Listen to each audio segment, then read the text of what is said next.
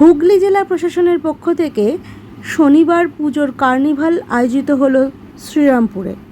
৪ October শনিবার শ্রীরামপুরে হুগলি জেলার পুজোর কার্নিভাল ঘিরে মানুষের ব্যাপক উৎসাহ দেখা দেয় এই কার্নিভালে।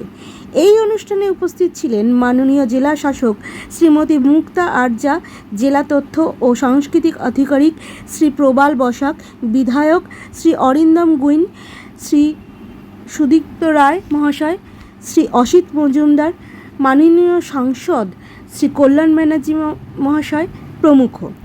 মাননীয় সিপি শ্রী অমিত পি জগলভি, বিধায়িকা শ্রী অসীমা পাত্র, চন্দননগরের মেয়র শ্রী রাম চক্রবর্তী, শ্রীরামপুরের পৌরসভার চেয়ারম্যান শ্রী গিরিধারী সাহা মহাশয়, বৈদ্যবাটী পৌরসভার চেয়ারম্যান শ্রী পিন্টু মাহাতো, রিষড়া পৌরসভার চেয়ারম্যান শ্রী বিজয়সাগর মিশ্র প্রমুখ। সারা জেলা থেকে 17টি পূজা কমিটি অংশগ্রহণ করেন এই কার্নিভালে।